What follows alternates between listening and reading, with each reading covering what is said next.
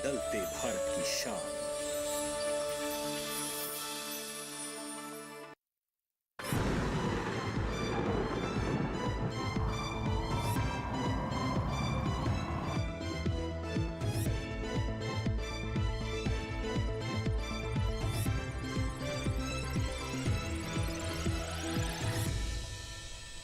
नमस्कार, मौसम खबर में आपका स्वागत है। आपके साथ मैं हूं अंजू सिंह। मौसम खबर में जानेंगे अगले 24 से 48 घंटों में कैसा रहेगा मौसम का हाल, कहां होगी बारिश, कहां चलेंगी तेज हवाएं, कैसी रहेगी तापमान की स्थिति। लेकिन शुरुआत करते हैं मौसम से जुड़ी 5 बड़ी खबरों के साथ। वो कौन सी 5 बड़ी खबरें हैं, किन राज्यों से आ रही है, उसके बारे में आपको सिलसिलेवार तरीके से बता देते हैं। सबसे पहले नजर हिमाचल प्रदेश पर, जहां इक्का दुक्का इलाकों में ओले पड़ सकते हैं, यानी कुछ क्षेत्रों में यहाँ पर ओलावृष्टि हो सकती है। अगली खबर उत्तराखंड से जुड़ी हुई है। यहाँ पर भी गिने चुने हिस्सों में ओले पड़ने की संभावना है। उत्तराखंड में पिछले 24-48 घंटों में भी ओलावृष्टि हुई और आगे भी ऐसी स्थिति बनी रहेगी। दक्षिण आंतरिक कर्नाटक की बात करें तो यहाँ पर भी कहीं कहीं भारी बारिश हो सकती है, यानी दक्षिण आंतरिक कर्नाटक में कुछ क्षेत्रों में काफी ज्यादा बारिश होने की संभावना है।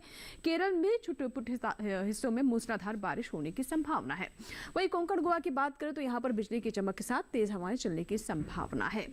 तो ये है मौसम से जुड़ी 5 बड़ी खबरें। आइए बात करते हैं मौसम अलर्ट की, जिसमें हम आपको बताते हैं कि देश के किन हिस्सों को लेकर, किन राज्यों को लेकर किस तरह का अलर्ट जारी किया गया है, कहां बहुत ज्यादा सावधान रहने की जरूरत है, कहां नजर बनाए रखने की आवश्यकता है। पूरा आप मैप देख सकते हैं, जिनमें आप ज्यादातर क्षेत्र हरे रंग में देख रहे हैं, यानी वहां को लेकर किसी तरह की चेतावनी नहीं है, सामान्य स्थितियां हैं। लेकिन जो क्षेत्र आप पीले रंग में देख रहे हैं वहां पर नजर बनाए रखने की जरूरत है, यानी थोड़ी सावधानी जरूर बरतें। इसमें अगर हम जम्मू कश्मीर और लद्दाख की बात करें तो देख सकते हैं गरज चमक के साथ यहाँ पर तेज बौछारें पड़ सकती हैं। इसी तरीके से हिमाचल प्रदेश में भी गरज चमक के साथ ओलावृष्टि भी होने की संभावना है। और नीचे आते हैं उत्तराखंड में भी ऐसे ही हालात रहेंगे, यानी गरज चमक के साथ यहाँ भी ओलावृष्टि हो सकती है। आगे बात करते हैं पंजाब की। गरज चमक के साथ यहाँ भी तेज हवाएं चल सकती हैं। पूर्वोत्तर में अगर उप हिमालय, पश्चिम बंगाल और सिक्किम की बात करें तो वहाँ भी नजर बनाए रखने की जरूरत है। और दक्षिण में खासतौर पर केरल में काफी तेज बारिश हो सकती है। अब बात करते हैं मौसम पूर्वानुमान की, जिसमें हम खासतौर पर बारिश के हाल के बारे में आपको बताते हैं। पूरा मैप देख सकते हैं। जम्मू कश्मीर, लद्दाख की बात करते हैं, साथ ही हिमाचल प्रदेश में भी अनेक जगहों पर बरसात हो सकती है। पंजाब और साथ ही उत्तराखंड देख सकते हैं, यहाँ पर कहीं कहीं बारिश होने की संभावना है। नीचे आते हैं हरियाणा, इसके साथ ही दिल्ली और पूरे उत्तर प्रदेश में फिलहाल कहीं बारिश होने की संभावना नहीं है। तो ये तो बात हुई जो हमारे ऊपर के राज्य हैं। और उसके बाद अगर हम पंजाब और उत्तराखंड की बात करें तो वहां पर जरूर कहीं कहीं बारिश हो सकती है, लेकिन हरियाणा और इसके साथ ही दिल्ली और उत्तर प्रदेश में बारिश की कोई स्थिति बनती नजर नहीं आ रही है। पूर्वोत्तर की ओर रुख करते हैं। अरुणाचल प्रदेश में भी आप देख सकते हैं अनेक जगह बरसात हो सकती है। अरुणाचल प्रदेश में लगातार काफ़ी ज़्यादा बारिश हो रही है कुछ क्षेत्रों में, और ये हालात अभी भी 24 से 48 घंटों में बने रहेंगे। और इसके बाद अगर हम नीचे दक्षिण की ओर आए तो तमिलनाडु में भी आप देख सकते हैं कई जगह बरसात हो सकती है। लेकिन अगर थोड़ा और ऊपर जाए, तटीय आंध्र प्रदेश, रायलसीमा, तेलंगाना, भीती उत्तर कर्नाटक, यहाँ कहीं कहीं बारिश होने की संभावना है। वहीं अगर आप देख सकते हैं भीती दक्षिण कर्नाटक की अंडमान निकोबार द्वीप समूह पर भी अगर नजर डालें तो यहाँ पर अनेक जगहों पर बारिश हो सकती है। मध्य भारत की ओर रुख करते हैं तो यहाँ देख रहे हैं कहीं भी बारिश होने की संभावना फिलहाल नजर नहीं आ रही, जिसमें अगर हम पूर्वी मध्य प्रदेश, पश्चिमी मध्य प्रदेश, छत्तीसगढ़ और विदर्भ की बात करें तो अब नजर डालिए यहाँ पर बरसात की कोई संभावना नहीं। इसी तरीके से राजस्थान में भी बारिश के कोई हालात बनते नजर नहीं आ रहे हैं। लेकिन अगर हम मध्य महाराष्ट्र, मराठवाड़ा और साथ ही गुजरात की बात करें तो यहाँ पर जरूर कहीं कहीं बारिश हो सकती है। आइए बात करते हैं मौसम की चाल की, यानी पिछले 24 घंटों में कैसा रहा मौसम का मिजाज। शुरुआत करते हैं जम्मू कश्मीर, लद्दाख और साथ ही हिमाचल प्रदेश, उत्तराखंड से। तो सभी क्षेत्रों में आप देख सकते हैं गरज चमक के साथ यहाँ पर भी बारिश हुई है हिमाचल प्रदेश में। और साथ ही अगर हम नजर डालें उत्तराखंड पर तो यहाँ पर ओलावृष्टि भी दर्ज की गई है। वहीं अगर हम पूर्वी राजस्थान और हरियाणा की बात करें तो पूर्वी राजस्थान में आप देख सकते हैं काफी तेज हवाएं चली हैं। हालांकि बारिश जैसी स्थिति नहीं रही है। लेकिन अगर हम पूर्वोत्तर की ओर करें, अरुणाचल प्रदेश में लगातार बारिश हो रही है और ऐसे ही हालात पिछले 24 घंटों में भी रहे। असम, मेघालय, नागालैंड, मणिपुर, मिजोरम, त्रिपुरा, सब जगह बारिश की स्थिति रही है। उप हिमालय, पश्चिम बंगाल और सिक्किम में भी आप देख सकते हैं यहाँ भी पिछले 24 घंटों में बारिश दर्ज की गई। आगे पश्चिम बंगाल, झारखंड, उड़ीसा में भी कैसे हालात रहे वो भी आपने नजर डाला। तेज हवाएं चली और बारिश हुई। अंडमान निकोबार द्वीप समूह में भी पिछले 24 घंटों में बारिश दर्ज की गई है। वहीं अगर दक्षिण में हम खासतौर पर नजर डालें केरल पर तो कहीं कहीं बहुत ज्यादा मूसलाधार बारिश यहाँ भी दर्ज की गई। तमिलनाडु में भी पिछले 24 घंटों में काफी तेज हवाएं चली और बारिश रही है। ऐसे ही हालात यहाँ पर रायलसीमा, भीती दक्षिण कर्नाटक, भीती उत्तर कर्नाटक और तटीय आंध्र प्रदेश में भी दर्ज किए गए हैं। मध्य भारत की ओर रुख करते हैं, जिसमें अब नजर डालते हैं पूर्वी मध्य प्रदेश और पश्चिमी मध्य प्रदेश पर। पूर्वी मध्य प्रदेश में सिर्फ बारिश जैसे हालात रहे, लेकिन लेकिन पश्चिमी मध्य प्रदेश की बात करें तो गरज चमक के साथ और यहाँ पर काफ़ी तेज़ हवाएं चली हैं। बारिश भी दर्ज हुई। छत्तीसगढ़ में भी पिछले 24 घंटों में बारिश दर्ज की गई है। मध्य महाराष्ट्र में भी बारिश जैसे हालात रहे और गुजरात में तेज़ हवाएं भी चली हैं, बारिश भी दर्ज की गई है। और इसी के साथ ही मौसम खबर में यहाँ वक्त एक छोटी सी ब्रेक का, कहीं मत जाएगा, देखते रहे मौसम खबर।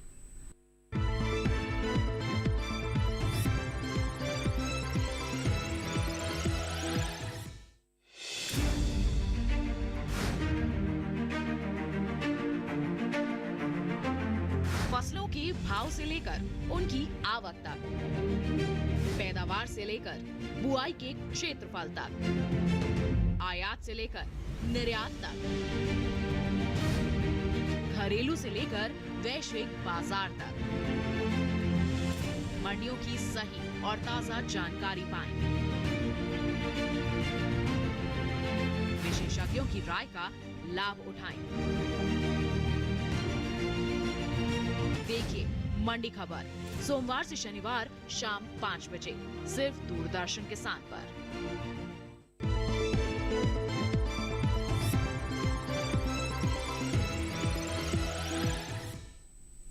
ब्रेक के बाद एक बार फिर आपका स्वागत है। आप देख रहे हैं मौसम खबर और जैसा कि आप जानते हैं मौसम खबर के इस भाग में हम बात करते हैं तापमान के हाल की, यानी अधिकतम और न्यूनतम तापमान कहाँ सामान्य से ज़्यादा रहा, कहाँ लुढ़का।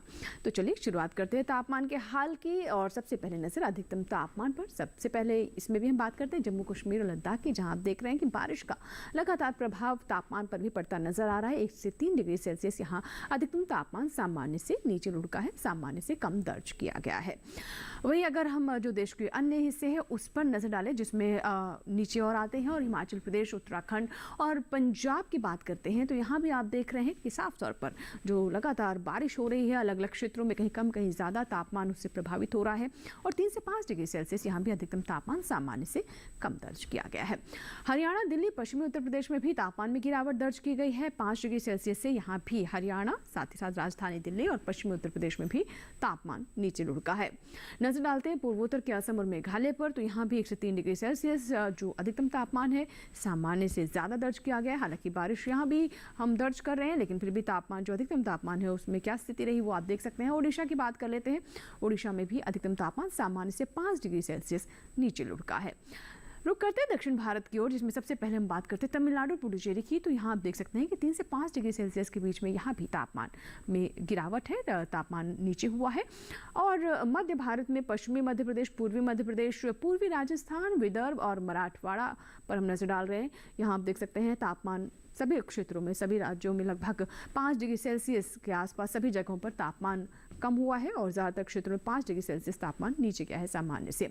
और सबसे ज़्यादा तापमान की बात करें तो सौराष्ट्र के सुरेंद्रनगर में 41.8 डिग्री सेल्सियस दर्ज किया गया है, यानी 40 के पार लगभग 42 डिग्री सेल्सियस। अब बात करते हैं न्यूनतम तापमान की, जिसमें शुरुआत हम करते हैं यहाँ पर गुजरात के साथ। तो देख सकते हैं कि गुजरात में जहाँ एक तरफ सबसे ज़्यादा सटे सौराष्ट्र में सबसे ज़्यादा तापमान दर्ज किया गया, वही न्यूनतम तापमान भी 1 से 3 डिग्री सेल्सियस ज़्यादा रहा है सामान्य से। और सबसे कम तापमान अगर कहीं दर्ज किया गया है तो वो बिहार के मोतिहारी में है, 18.6 डिग्री सेल्सियस। तो ये तो बात हुई अधिकतम और न्यूनतम तापमान की, कहाँ सामान्य से ज़्यादा रहा अधिकतम तापमान, कहाँ नीचे लुढ़का। और इसी तरीके से हमने आपको न्यूनतम तापमान के बारे में भी अलग अलग क्षेत्रों के बारे में जानकारी दी। फिलहाल बढ़ते हैं आगे और हम नजर डालते हैं देश के विभिन्न हिस्सों में कैसा रहा अधिकतम और न्यूनतम तापमान, देखते हैं।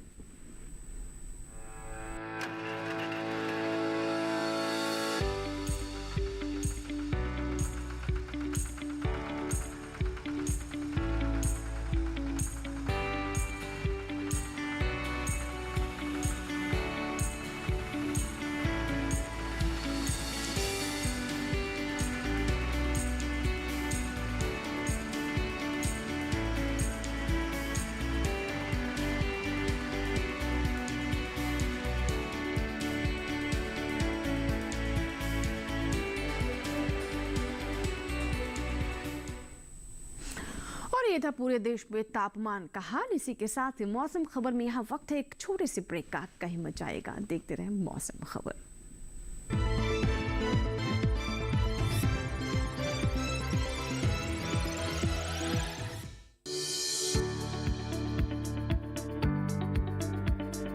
कृषि और पशुपालन है एक दूसरे के पूरक। घर आंगन से लेकर व्यावसायिक फार्म तक। मुर्गी पालन से लेकर रेगिस्तान के जहाज तक। बीमारियों से अब पशुपालक ना हो परेशान। विशेषज्ञ करेंगे आपकी समस्या का समाधान। जुड़िए हमसे, पूछिए अपने सवाल।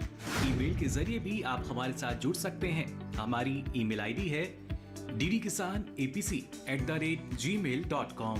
हमारे टोल फ्री नंबर हैं 1800-113060 और 1800-113061। देखिए अपना पशु चिकित्सक हर रविवार शाम 6:30 बजे दूरदर्शन किसान चैनल पर।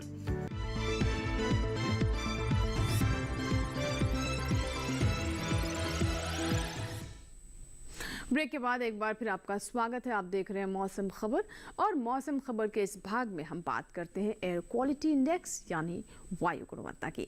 देश के जो प्रमुख शहर है वहाँ की एयर क्वालिटी कैसी रही, कहाँ सुधरी, कहाँ अच्छी है, कहाँ खराब, इसके बारे में हम आपको जानकारी देते हैं। तो चलिए हमेशा की तरह राजधानी दिल्ली से शुरुआत करते हैं, जहाँ पर आप देख रहे हैं पहले से काफ़ी हालात सुधरे हैं और 79 है यहाँ की एयर क्वालिटी जो कि अच्छी है।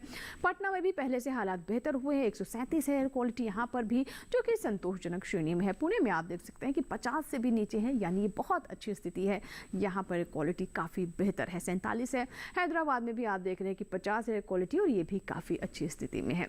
हैदराबाद के बाद आइए हम नजर डालते हैं अहमदाबाद पर, जहाँ पर लंबे समय से आप देख रहे हैं कि एयर क्वालिटी संतोषजनक श्रेणी में बनी हुई है, अभी भी 104 यहाँ पर दर्ज की गई है। मुंबई में 63 है एयर क्वालिटी, यानी ये भी अच्छी की श्रेणी में है। आगे आपको बताते हैं किस तरीके से देश के जो मुख्य पर्यटक स्थल हैं वहाँ पर भी नज़र रखना बहुत ज़रूरी है, क्योंकि अगले 4 दिनों में कैसी रहेगी मौसम की स्थिति, उसी के अनुसार ही आप अपनी योजना बनाएं। फिलहाल शुरुआत करते हैं लद्दाख के लेह से, जहाँ आप देख सकते हैं कि अगले 4 दिनों में सोमवार को मौसम बिगड़ा रहेगा, अन्य दिनों में बादल छाए रहेंगे लेकिन धूप भी खिलती रहेगी। अधिकतम तापमान 16 डिग्री सेल्सियस यहाँ पर रहने की संभावना है, जो कि अगले 4 दिनों में कांस्टेंट बना रहेगा, इसमें कोई उतार चढ़ाव नहीं है। और न्यूनतम तापमान आप देख सकते हैं 2 डिग्री सेल्सियस, इसमें भी कोई उतार चढ़ाव नहीं है, यानी 4 दिनों में सिर्फ एक दिन बारिश की संभावना है। हिमाचल प्रदेश के मनाली जाना चाहते हैं तो रविवार और सोमवार को ज़रूर ख्याल रखें, क्योंकि हिमाचल प्रदेश में भी काफ़ी बारिश होने की संभावना है, पूर्वानुमान है, ओलावृष्टि भी हो सकती है, जिसके बारे में हमने आपको शुरुआत में बताया। अधिकतम तापमान हालांकि चारों दिन 24 डिग्री सेल्सियस है, न्यूनतम तापमान पहले 3 दिन 11 डिग्री सेल्सियस पर कांस्टेंट है, लेकिन बुधवार को 1 डिग्री से बढ़ सकता है। बुधवार को मौसम साफ रहेगा, हालांकि तापमान में कोई गिरावट वैसी नहीं होने वाली और नहीं बढ़ने वाला है। पंजाब के अमृतसर अगर आप जाना चाहते हैं तो फिलहाल अच्छा समय है। रविवार को यहाँ पर आप देख सकते हैं कि अधिकतम तापमान 35 डिग्री सेल्सियस है, यानी फिलहाल ठीक है, बहुत ज़्यादा गर्मी आपको शायद महसूस ना हो, बादल भी छाए रहेंगे, लेकिन उसके बाद अगले 3 दिन जो है वो तापमान में हम देख रहे हैं कि बढ़ोतरी का ट्रेंड दिखाई दे रहा है। मौसम हालांकि खुला रहेगा, साफ रहेगा, बादल छाने, बारिश होने की संभावना नहीं है। बिहार के गया जाना चाहते हैं तो आप देख सकते हैं एक बार फिर से यहाँ पर गर्मी चढ़ रही है, तापमान लगातार बढ़ना शुरू हो गया है, चारों दिन चटक धूप रहेगी, आसमान खुला रहेगा, हीट वेव्स भी चल सकते हैं, जिस तरीके से हम देख रहे हैं कि 39 डिग्री तक तापमान पहुँच रहा है। न्यूनतम तापमान 20 से 25 डिग्री, यानी न्यूनतम तापमान में भी आप देख रहे हैं कि काफ़ी वेरिएशन है, काफ़ी उतार चढ़ाव अगले 4 दिनों में यहाँ पर हो सकता है, लेकिन बारिश होने की या फिर तेज़ हवाएं चलने की फिलहाल संभावना यहाँ नहीं है। मणिपुर के इम्फाल जाना चाहते हैं तो रविवार को यहाँ पर काफ़ी तेज़ बारिश हो सकती है। सोमवार, मंगलवार, बुधवार को बारिश से राहत होगी, लेकिन बादल छाए रहेंगे। अधिकतम तापमान 31 से 32 डिग्री सेल्सियस अगले यहाँ पर 4 दिनों में रहने की संभावना है, उसमें भी कोई उतार चढ़ाव नहीं है। न्यूनतम तापमान 20 से 22 डिग्री सेल्सियस ऊपर नीचे होने की संभावना नजर आ रही है मणिपुर के इम्फाल में भी। हम बात करते हैं तेलंगाना के हैदराबाद की। रविवार को यहाँ पर अच्छी बारिश हो सकती है, जैसा कि हमने आपको पूर्वानुमान भी बताया, लेकिन सोमवार और मंगलवार, बुधवार को बारिश से राहत रहेगी। तापमान में हालांकि 1 डिग्री से इजाफा हो सकता है। इन तीनों दिन धूप भी खिली रहेगी। न्यूनतम तापमान 24 से 25 डिग्री सेल्सियस इन चारों दिन रहने की संभावना है, लेकिन रविवार को अच्छी बारिश होने की यहाँ पर स्थिति बनती नजर आ रही है, तो इस चीज़ को लेकर ज़रूर अपने जहन में ख्याल रखें कि बारिश का सामना आपको करना पड़ेगा।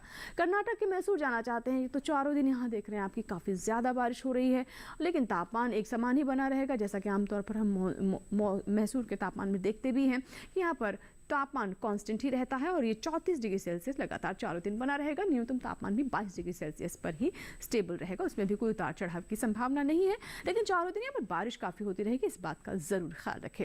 महाराष्ट्र के मुंबई जाना चाहते हैं तो आप देख सकते हैं कि पहले से यहाँ की एयर क्वालिटी भी सुधरी है और मौसम भी चारों दिन साफ रहेगा। तापमान 33 से 34 डिग्री सेल्सियस के बीच ही रहेगा। न्यूनतम तापमान 25 डिग्री पर कांस्टेंट रहेगा।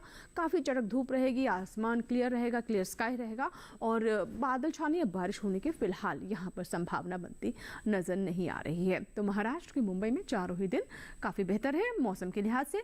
गुजरात के पोरबंदर जाना चाहते हैं तो यहाँ देख सकते हैं कि पहले से तापमान में यहाँ पर थोड़ी राहत है, जहाँ रविवार को 34 डिग्री सेल्सियस तापमान रहेगा। हालांकि बुधवार आते आते 37 डिग्री तक पहुँच सकता है, लेकिन ज़्यादा उतार चढ़ाव न्यूनतम तापमान में नहीं है। 24 से 26 डिग्री सेल्सियस रहेगा। अधिकतम तापमान में 34 से 37 डिग्री सेल्सियस अगले 4 दिनों में तापमान को पहुंचते हुए आप यहाँ पर देख सकते हैं, यानी जो तापमान है वो बढ़ रहा है।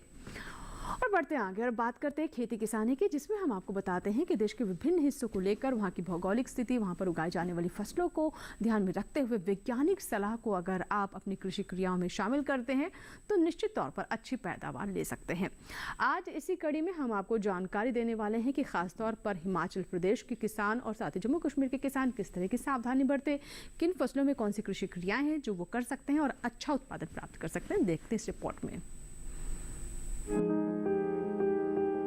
जम्मू कश्मीर में मक्के की बुआई कर ले, किसान अदरक की रुपाई कर सकते हैं, साथ ही हल्दी की रुपाई करें।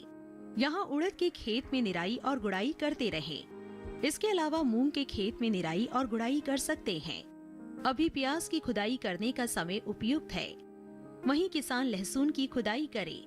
जम्मू कश्मीर में टमाटर की रुपाई कर ले, इसी तरह लाल मिर्च की रुपाई करते रहें। यहीं पर बैंगन की रुपाई कर सकते हैं।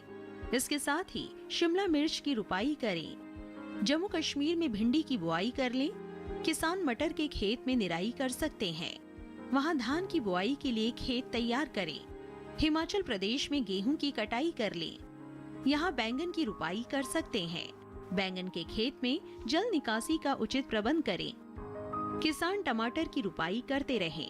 टमाटर के खेत में पानी की निकासी की व्यवस्था कर लें।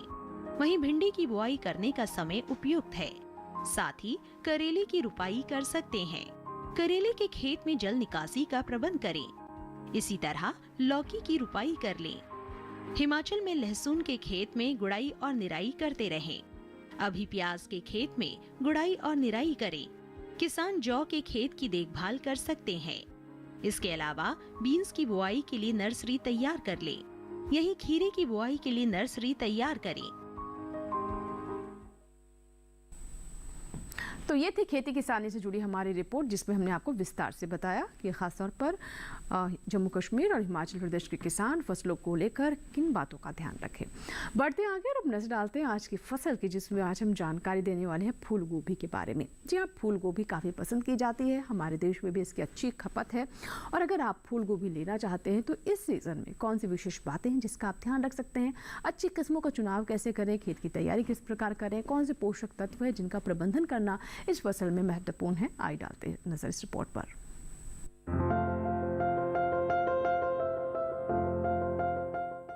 किसान इस समय खेतों में फूल गोभी की बुआई कर सकते हैं।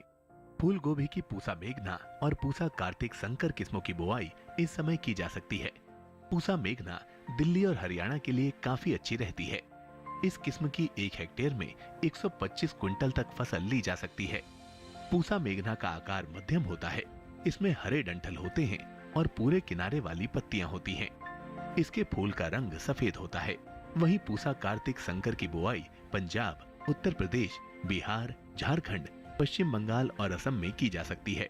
इस किस्म की 1 हेक्टेयर में 149 क्विंटल तक की पैदावार ली जा सकती है। इसका आकार मध्यम, फूल सफेद और वजन 475 ग्राम तक होता है। बुआई से पहले खेत को अच्छी तरह जोतकर समतल जरूर कर लें। बुआई करते समय पौध से पौध की दूरी 45 सेंटीमीटर और कतार से कतार की दूरी 30 सेंटीमीटर रखें। 1 हेक्टेयर के लिए 400 से 500 ग्राम बीज काफी रहेंगे। फसल को रोग से बचाने के लिए बिजाई से पहले बीजों को उपचारित जरूर कर लें। बीजोपचार से मिट्टी और बीज जनित रोगों से बचाव होता है। फूल गोभी को अधिक खाद और उर्वरक की जरूरत होती है। जब पौध 4 से 6 हफ्ते की हो जाए तो उनकी रोपाई कर लें। रोपाई के तुरंत बाद और फिर 7 से 10 दिन के अंतराल पर सिंचाई करें। इसके अलावा खरपतवार पर काबू पाने के लिए महीने में 2 बार निराई जरूर करें। ऐसा करने से फसल अच्छी होगी।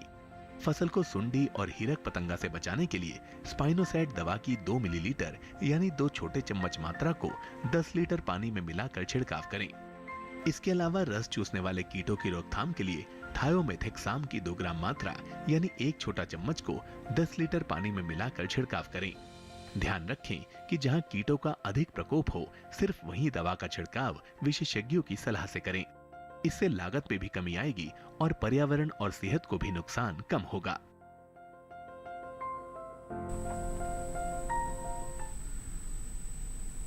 तो ये थी फूल गोभी पर हमारी विशेष रिपोर्ट, जिसमें हमने आपको फूल गोभी की सीजन की अच्छी किस्मों के बारे में भी बताया। ये बताया कि किस तरीके से कीट और बीमारियों का आप प्रबंधन कर सकते हैं, खेत की तैयारी किस प्रकार करें। इसी के साथ ही मौसम खबर में आज फिलहाल इतना ही, लेकिन अगर आप हमारे कार्यक्रम हमारे YouTube चैनल पर देखना चाहते हैं तो इस QR कोड को स्कैन करें और देखिए YouTube पर हमारा कार्यक्रम मौसम खबर। इसके अलावा दूसरे कार्यक्रम भी आप हमारे YouTube चैनल पर देख सकते हैं। हमारी YouTube ID है @DD किसान चैनल। इसी के साथ ही यहाँ लेंगे आपसे इजाजत। उम्मीद करते हैं मौसम खबर से हमारे किसानों को मदद हो रही होगी। मौसम का ताज़ा हाल और कृषि सलाह लेकर फिर होंगे हाजिर। आप बने रहें दूरदर्शन किसान के साथ। नमस्कार।